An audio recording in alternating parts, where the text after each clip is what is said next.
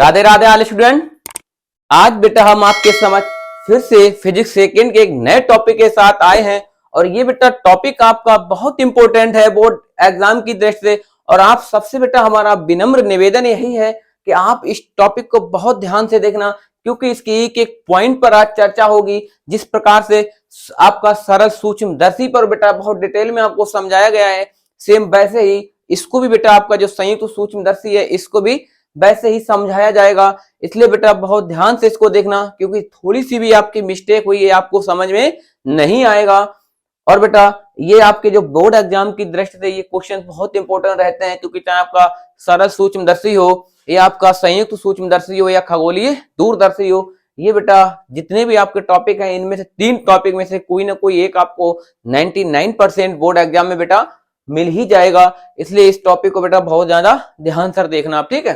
क्योंकि आपको बताया था कि सूक्ष्मदर्शी आपकी 2 प्रकार की होती हैं, एक आपकी सरल सूक्ष्मदर्शी और दूसरी आपकी संयुक्त सूक्ष्मदर्शी। संयुक्त सूक्ष्मदर्शी बेटा जो है वो आज का टॉपिक है, सरल सूक्ष्मदर्शी बेटा कल आपका हो चुका है। आप उसको बेटा अपना प्रीवियस वीडियो में देख लेना, क्योंकि सारे डेरिवेशन लगभग एक से ही हैं, इसलिए पहले आप उसको देख लेना। अगर आप उसको देख लेंगे तो ये भी आपको समझ में आ जाएगा।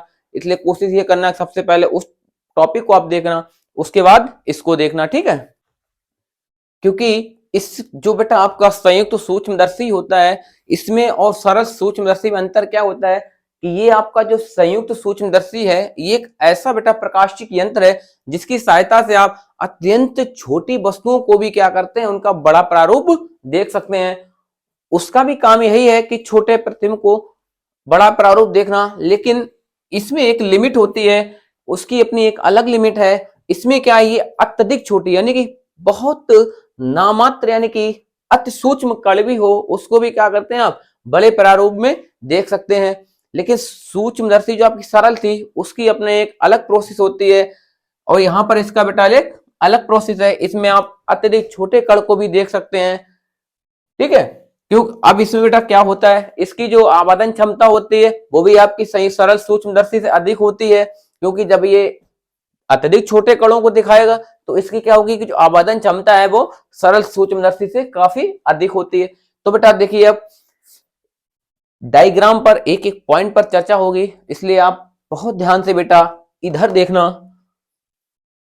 अब बेटा देखिए कि आपके यहां पर 2 लेंस हैं, एक आपका अभिदृश्यक लेंस है और दूसरा बेटा आपका क्या है, नेत्रिका लेंस है। 2 लेंस है यहाँ पर, एक अभिदृश्यक लेंस है और दूसरा आपका क्या है बेटा, नेत्रिका लेंस है, ठीक है।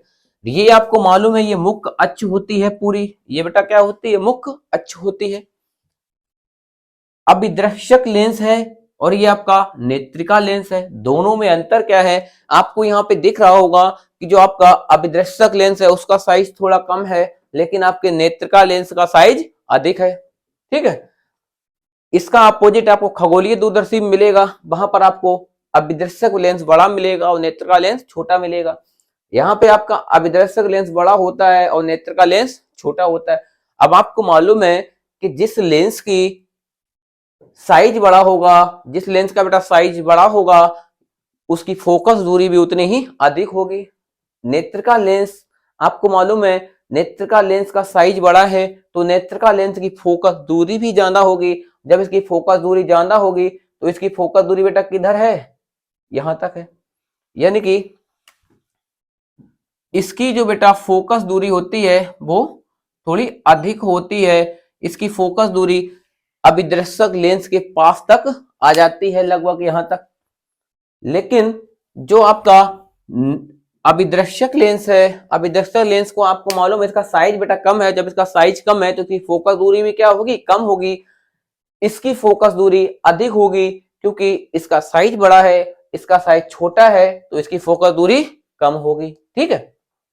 अब देखिए बेटा इसको, आपका एक अभिदृश्यक लेंस है, अभिदृश्यक लेंस से u0 दूरी पर, दोनों की फोकस दूरी आपको मालूम है। सबसे पहले बात हो जाए, अभिदृश्यक लेंस है इसको ऑब्जेक्ट लेंस बोलते हैं। क्या बोलते हैं बेटा, ऑब्जेक्ट लेंस। ये आपका आइस लेंस होता है, ये कौन सा होता है, आइस। इसका ई ले लिया, इसका ओ ले लिया, ठीक है। इसका ओ ले लिया और इसका ई ले लिया। इसकी फोकस दूरी एफ ई होगी, क्योंकि ये आइस की फोकस दूरी है, नेत्रिका लेंस की फोकस दूरी है। नेत्रिका लेंस को आई बोलते हैं, नेत्र को आई बोलते हैं, तो उसका आई यानी कि नेत्रिका लेंस की फोकस दूरी ये बेटा एफ ओ है, यानी कि एफ ओ मतलब है ऑब्जेक्ट लेंस यानी कि अभिदर्शक लेंस की फोकस दूरी। जब अभिदर्शक लेंस की फोकस दूरी एफ ओ होगी तो उसके वस्तु की दूरी भी बेटा क्या होगी, यू नॉट होगी या यू जीरो होगी, यानी कि ऑब्जेक्ट लेंस की वस्तु की दूरी, यहां पे भी ऑब्जेक्ट लेंस के प्रतिबिंब की दूरी भी नॉट होगी। ठीक है, इसको बहुत ध्यान से देखना आप। अब यहां पर आपका बेटा ए बी एक वस्तु रखी हुई है, ये बेटा क्या है आपकी ए बी एक वस्तु है, सेम वही प्रोसेस है, ए बी एक वस्तु है, इस वस्तु से एक प्रकाश की किरण बेटा जाएगी, लेंस से टकराएगी और टकराने के बाद क्या होगा, फोकस से निकल जाएगी, यानी कि अभिदर्शक लेंस के फोकस से निकल जाएगी। ठीक, ये सीधी निकल जाएगी।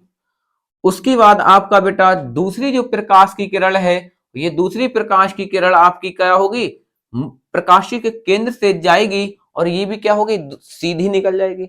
दोनों की कंडीशन सेम होती है।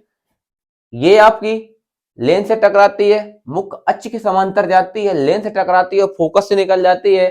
दूसरी प्रकाश की किरण आपकी प्रकाशी केंद्र से सीधी निकल जाती है। यहां पर ये बेटा मिलती हैं और जहां पर ये एक दूसरे को मिलती हैं वहीं पर ये क्या करती हैं, अपना वास्तविक और उल्टा प्रतिबिंब बनाती हैं। कैसा बनाती हैं, वास्तविक और उल्टा प्रतिबिंब बनाती हैं। ठीक है,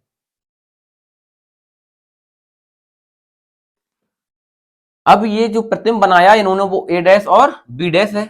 ये जो प्रतिबिंब बनता है वो नेत्रिका लेंस के प्रकाशी केंद्र और उसकी फोकस दूरी के बीच में बनता है। नेत्रिका लेंस का प्रकाशी केंद्र ये है और फोकस दूरी उसकी एफ ई है।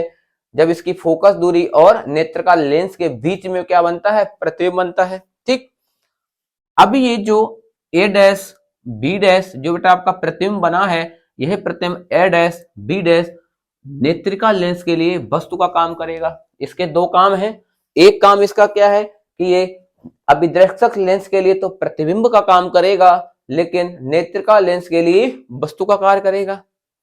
जब ये नेत्रिका लेंस के लिए वस्तु का कार्य करेगा तो एक प्रकाश की किरण ये जाएगी मुख्य अक्ष के समांतर, लेंस से टकराएगी और इसका अपवर्तन होगा और नेत्रिका लेंस की फोकस दूरी से निकल जाएगा।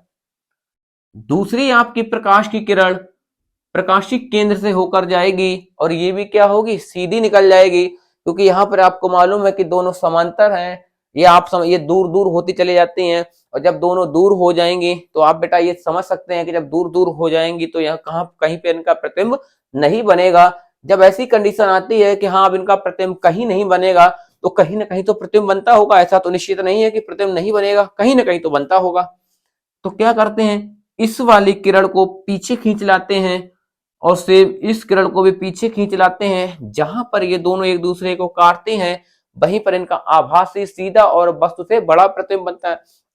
अब आभासी क्यों बना, क्योंकि ये जबरदस्ती प्रतिबिंब बनाया गया, अपने आप तो बना नहीं है। हमने कैसे बनाया, जबरदस्ती बनाया है। और जबरदस्ती बनाया है सीधा क्यों है कि जिधर वस्तु है उसी तरह प्रतिबिंब बन रहा है, तो सीधा है, आभासी है, उल्टा है, वस्तु से बड़ा है। वस्तु छोटी है, प्रतिबिंब आपका बड़ा है। ठीक है, अब यहां पर जो सबसे समझने वाली बात है वो क्या है कि इस नेत्रिका लेंस पे जो आपका कोण बन रहा है, ये जो प्रतिबिंब अंतिम प्रतिबिंब द्वारा जो नेत्र पर कोण बना है वो क्या बना आपका, बीटा। ठीक, अब यहां पर आ जाइए बेटा, उसके बाद जो वस्तु के द्वारा नेत्र पर कोण बनता है इस पथ दृष्टि की न्यूनतम दूरी पर, सेम वही प्रोसेस है। ए भी एक वस्तु है, इस वस्तु के द्वारा नेत्र पर जो कोण बनता है उसको दर्शन कोण बोलते हैं, वो क्या है, अल्फा है। यहाँ पर इसको भी यहाँ पे भी ले सकते हैं और यहाँ पर भी, लेकिन यहाँ पर बस कंफ्यूजन कई बच्चों को डिस्टर्ब टेंशन हो जाती है कि जब वस्तु दूरी लेते हैं तो कुछ यू नॉट ले लेते हैं और डी, वो कंफ्यूज हो जाते हैं, इसलिए इनको अलग से बनाया है कि जब अल्फा कोण निकालेंगे तो यहां से निकालेंगे, बीटा कोण बेटा आप कहां से निकालेंगे, यहां से निकालेंगे। ठीक है, एक बार बेटा और इसको आप बहुत आराम से समझ लेना कि ए बी आपकी एक वस्तु है जो अभिदर्शक लेंस से यू नॉट दूरी पर रखी हुई है। इससे एक प्रकाश की किरण जाती है, लेंस से टकराने के पश्चात एफ ओ यानी कि अभिदृक्षक लेंस की फोकस दूरी से निकल जाती है।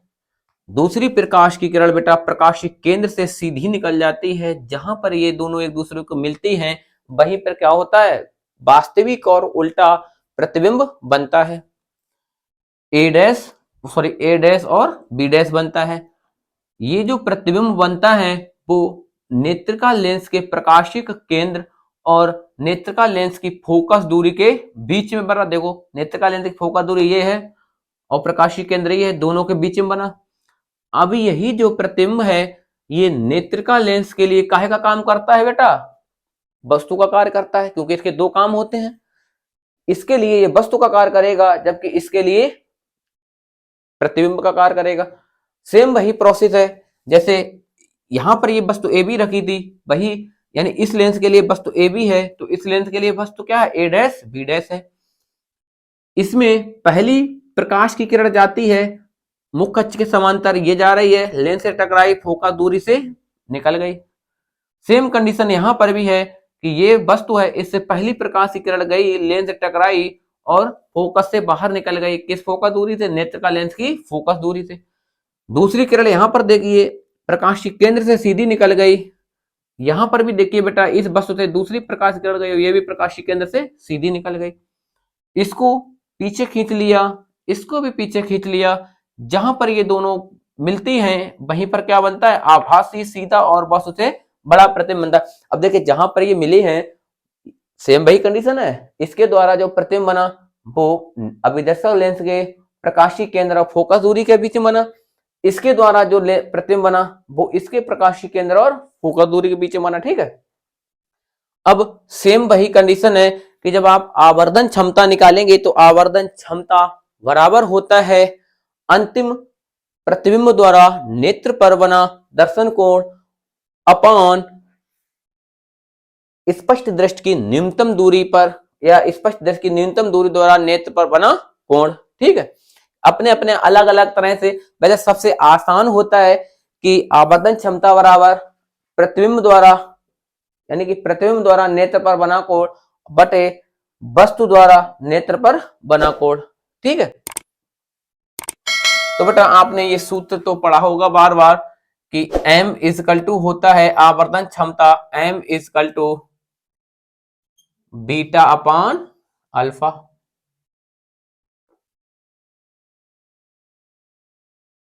Beta upon alpha. ठीक, सेम वही प्रोसेस है यहां पर भी। अल्फा बीटा के मान, अल्फा बीटा के मान कम हो। कैसे हो बेटा, कम हो। जब अल्फा बीटा के मान कम होंगे तो अल्फा की जगह पे आप लेंगे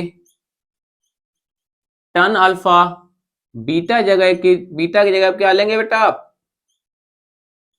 टेन बीटा। ठीक, सेम वही प्रोसेस है जो आपकी सूक्ष्मदर्शी में था, सरल वाली में, यानी कि बीटा की जगह पे टेन बीटा होगा, अल्फा की जगह पे टेन अल्फा होगा। ठीक है, जब इनके मान बहुत कम होंगे तो बेटा इसमें रख दीजिए m इजकल टू हो जाएगा आपका टेन बीटा अपॉन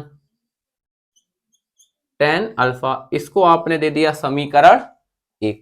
ठीक, अब टेन बीटा और टेन अल्फा के मान कहां से निकलेंगे, डायग्राम से।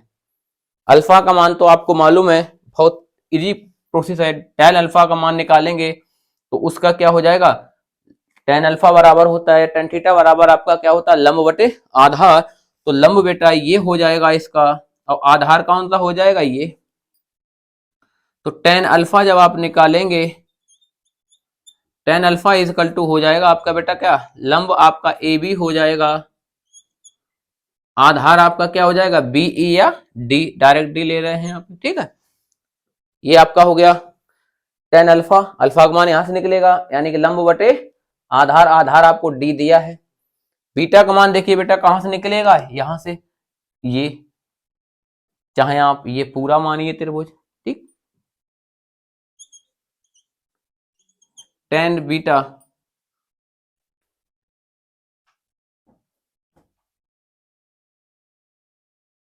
यहां पे निकालिए इसको।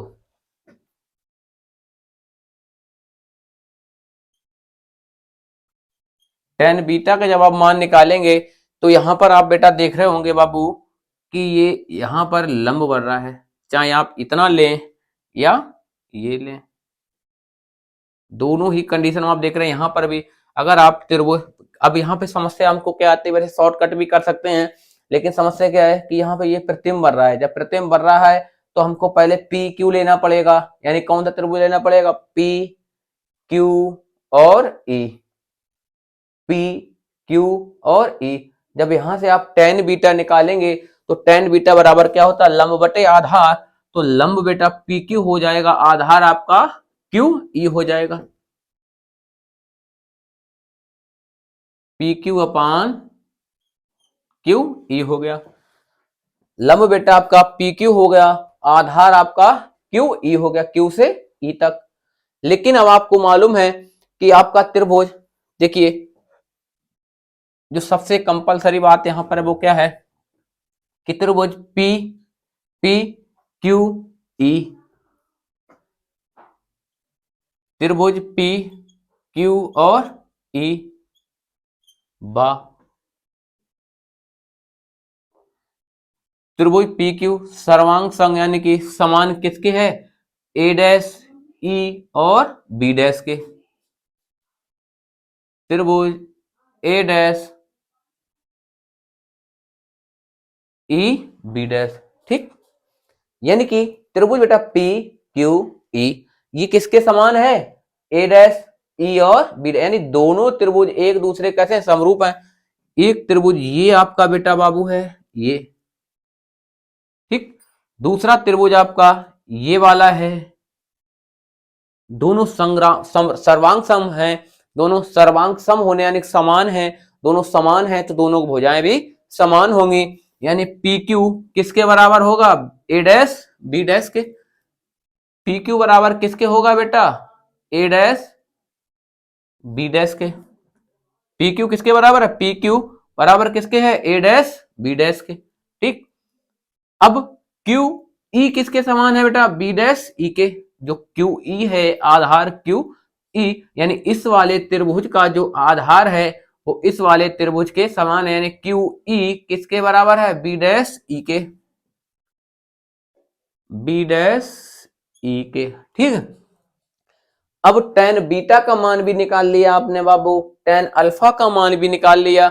जब दोनों का मान निकाल लिया तो अब क्या करेंगे आप, दोनों के मान रख देंगे यहां पर समीकरण एक में।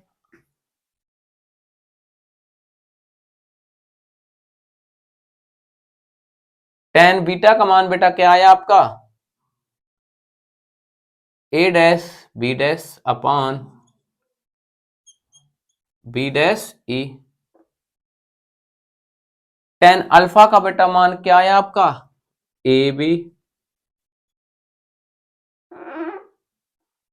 बी अपॉन डी, ठीक। आपको बेटा समझ में अगर ना आया हो तो फिर देख रहे, टेन अल्फा का मान तो इजी है, लंब बटे आधार डायरेक्ट निकल आता है। टेन बीटा का मान आपको मालूम है P Q upon Q E, लेकिन पी क्यू किसके समान है, ए डैश बी डैश के, यानी कि ये दोनों भुजाएं कैसी हैं, समान है।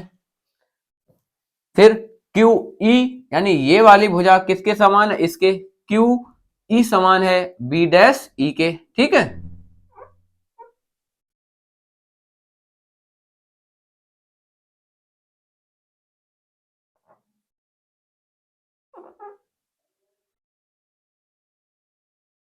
लगा लिया। अब बेटा देखिए यहां पर क्या होगा, यहां पर कोई कट तो होगा नहीं, जब कोई कट नहीं होगा, कोई भी यहां पे कटेगा नहीं तो क्या करें, इसको ऊपर ले जाएंगे, यानी ये तो ऐसा ही रहेगा, ये जब ऊपर जाएगा तो कैसा हो जाएगा, उल्टा हो जाएगा। तो ये आपका आएगा बेटा एम इजकल टू, देखिए ए डैश बी डैश अपॉन, ये बेटा आपका ऐसा ही रहेगा बी डैश ई, ठीक, इंटू ये आपका उल्टा हो जाएगा डी अपान ए बी, ठीक है। अब यहां पर एक जो समझने वाली बात है बेटा वो क्या है कि ये जब कटते नहीं है और यहाँ पर त्रिभुज आपके सर्वांग सम है, तो एक कंडीशन क्या आएगी, हमें मान निकालने होंगे। तो हम क्या करेंगे, ए बी को इधर रख ले रहे हैं और इसको इधर पहुंचा देते हैं, ठीक। यानी कि ये ए बी है, इसको हम इसकी जगह पे लिख देंगे और इसको यहां पर लिख देंगे। ए बी की जगह पे हम बी डैश ई लिख देंगे और बी डैश ई की जगह पे क्या करेंगे, ए बी को लिख देंगे, ठीक है। M equal to a dash B dash upon a b को इधर लिख देंगे इनटू डी बेटा आपका बना रहेगा। उसके बाद बी डैश ई को इधर लिख दिया, ठीक है। आपको कोई कंफ्यूजन नहीं होना चाहिए यहाँ पे, क्योंकि इसको यहां रख दिया है तो इनटू में कोई कहीं पे कर दो, इसको इधर कर दिया, इसको बेटा इधर कर दिया, ठीक है। अब इसको आप क्या करेंगे, इसको समीकरण 2 डाल दीजिए, ठीक। इसको क्या कर दिया हमने, समीकरण 2 डाल दिया। अब बेटा देखिए, अब आपको हमने यहां पर दिखाया है कि ये तो यहाँ पे 2 त्रिभुज थे ही सर्वांग संग, लेकिन यहाँ पर एक और आपको दिख रहा होगा सर्वांग संग त्रिभुज, एक आपको ए बी ओ, यानी कि ए बी ओ, एक तो ये त्रिभुज है, दूसरा आपका ए डैश ओ और बी डैश। देखिए आपको ये 2 त्रिभुज दिख रहे होंगे कहीं पे,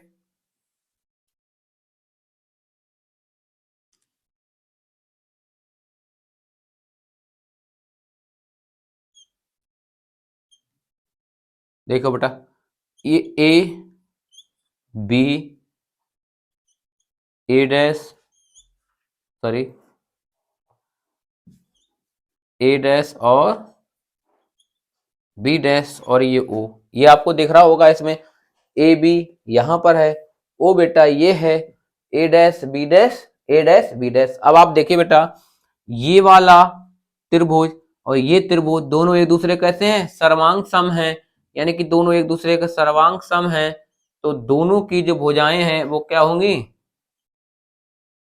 एक दूसरे के समान होंगी।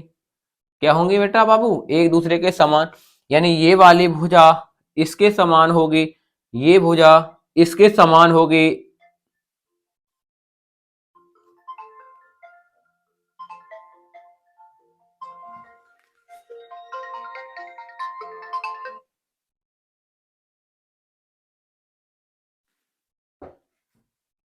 अब बेटा देखिए, ये दोनों त्रिभुज, त्रिभुज ए बी ओ और त्रिभुज ओ ए डैश बी डैश, यानी कि त्रिभुज ए, चलिए यहां पे ही लिख देंगे नीचे, ठीक है। दोनों त्रिभुज कैसे, ए बी ओ और ए वो सॉरी ओ ए डैश और बी डैश, दोनों त्रिभुज समान है, समान है, तो इसकी ये वाली भुजा ए बी किसके पैरेलल होगी, ए डैश बी डैश के। ओ बी किसके पैरेलल होगी, ओ और बी डैश के बराबर होगी। दोनों भुजाएं क्या होंगे, ये ओ बी डैश के बराबर होगी, जबकि A B A dash B dash के होगी, ठीक है। तो हम यहां पर लिख लेंगे कि त्रिभुज, त्रिभुज बेटा क्या है आपका, A B A O B बा त्रिभुज ए डैश ओ बी डैश समरूप त्रिभुज हैं, समरूप हैं। अब बेटा जब दोनों समरूप हैं तो हम क्या करेंगे कि जो आपका ए बी है वो किसके होगा, यानी कि A dash B dash, A dash B dash किसके बराबर होगा, ए बी के, इक्वल टू, ठीक। ओ बी डैश किसके पैरेलल होगा, आपके ओ बी के,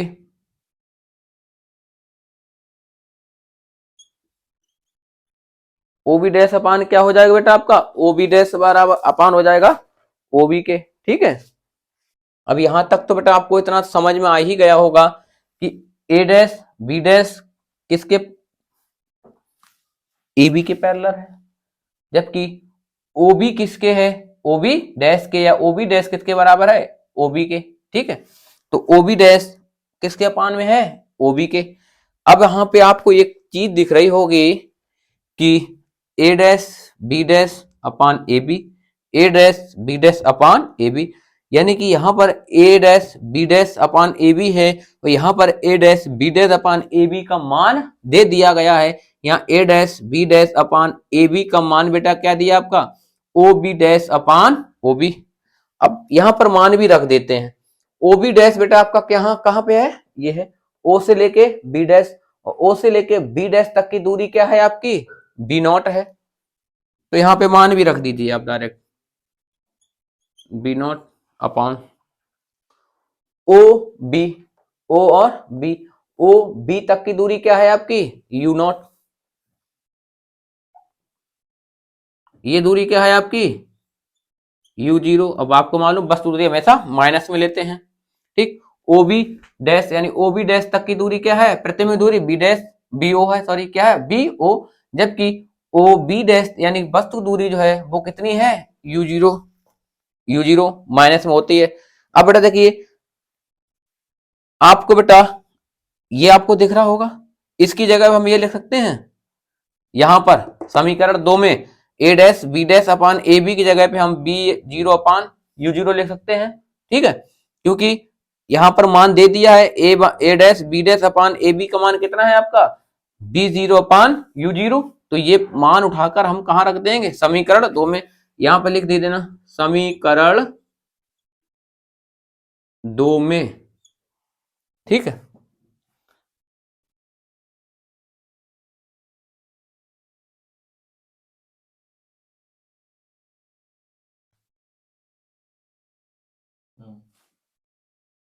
अब बेटा देखो, अब आपने रख दिया तो समीकरण 2 आपका क्या है एम इजकल टू, इसकी जगह हम क्या लिखेंगे ये बी नॉट अपान माइनस का यू नॉट इंटू डी।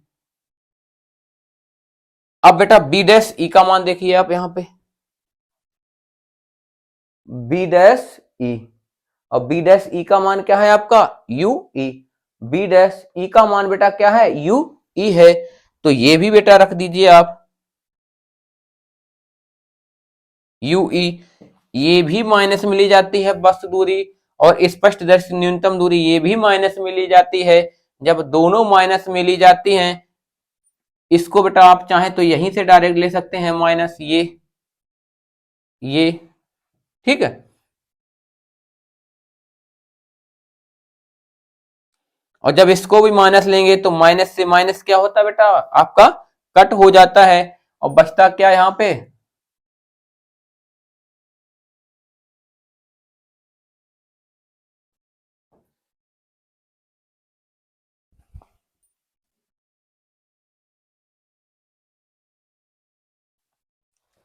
अब बेटा देखिए यहां पर आपका क्या बचा, एम इजकल टू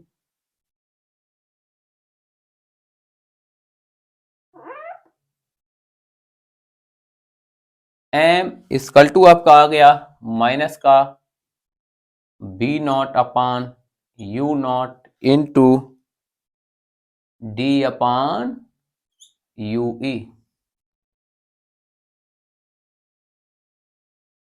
ठीक। इसको आपने डाल दिया समीकरण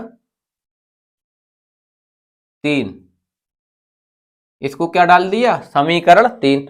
अब यहां पर जो कंडीशन आएगी वो क्या आएगी कि जब वस्तु आपकी यानी कि प्रतिबिंब आपका स्पष्ट दृश्य की न्यूनतम दूरी पर बन रहा हो, और जब प्रतिबिंब स्पष्ट दृश्य की न्यूनतम दूरी पर होगा तो आपका बीई की जगह पे माइनस का डी लेंगे और यूई की जगह पे माइनस का यूई लेंगे, ठीक है।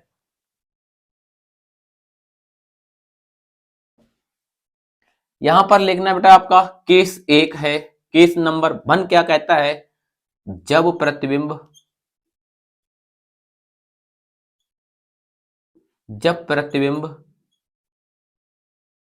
स्पष्ट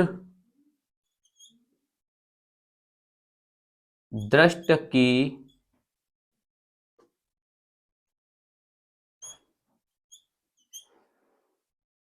न्यूनतम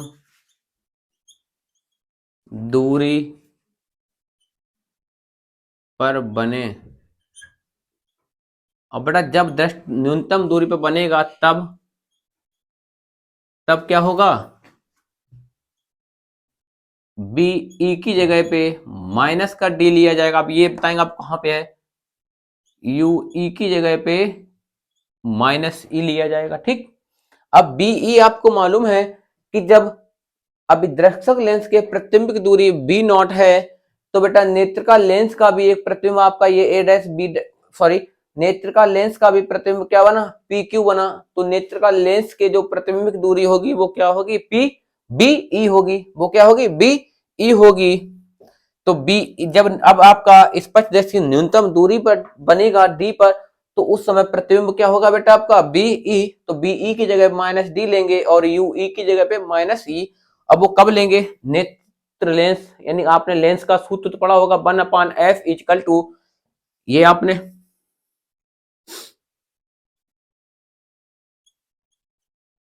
लेंस का सूत्र तो पढ़ा ही होगा, लेंस के सूत्र से ये पढ़ा होगा कि 1/f equal to 1/b minus 1/u। ये तो आप सभी लोगों ने पढ़ा होगा लगभग। लेकिन हम यहां पर नेत्र का लेंस के लिए निकाल रहे हैं, किसके लिए, नेत्र का लेंस के लिए। जब नेत्र का लेंस के लिए निकालेंगे आप, तो क्या होगा, यहां पर एफ ई लग जाए, यानी ई लग जाएगा सबके साथ, बेटा क्या होगा, ई लग जाएगा। अब इसमें आपको मालूम मान रखने हैं, बी ई की जगह पे क्या रखना है, माइनस का डी। ये तो आपका ऐसा ही रहेगा,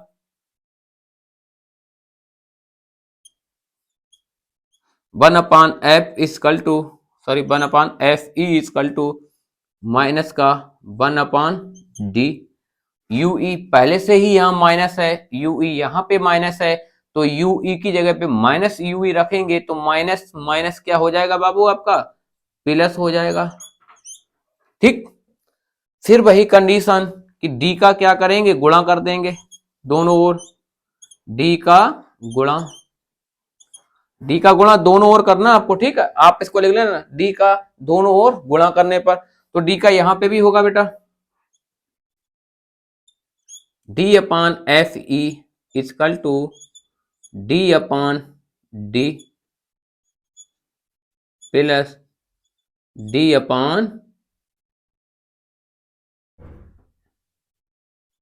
e। डी से डी आपका क्या हो जाएगा, कट हो जाएगा। डी से डी जब कट हो जाएगा बेटा, तो बचेगा क्या आपका,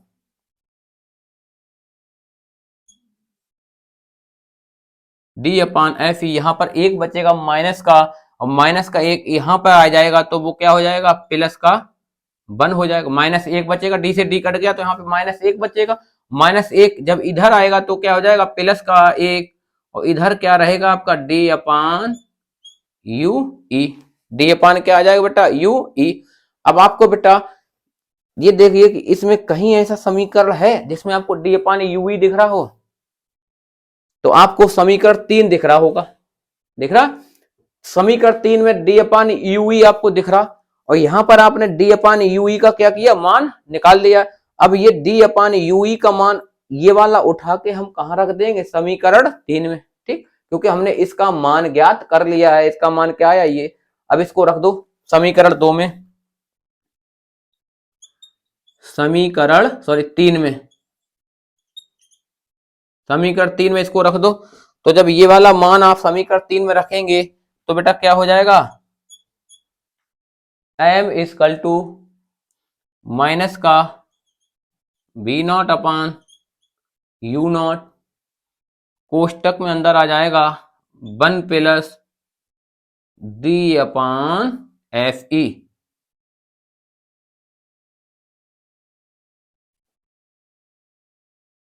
ठीक है, अंदर बेटा क्या आ जाएगा आपका, m बराबर माइनस, ये तो ऐसा ही रहेगा, और d/u की जगह पे क्या आ जाएगा, d/fe प्लस 1। ठीक, ये आपकी कंडीशन हो गई यहां पर। फिर केस 2 आपसे क्या कहता है, केस 2 बेटा देखिए, केस 2 आपसे कह रहा है कि जब प्रतिबिंब आपका कहां बने, अनंत पर।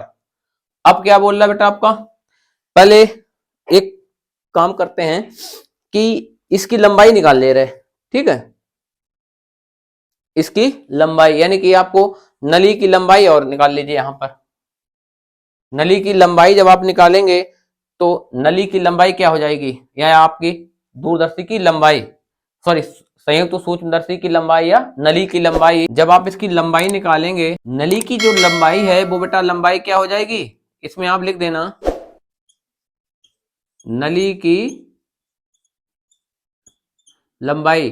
नली की लंबाई हो जाएगी आपकी L equal to B naught plus U E.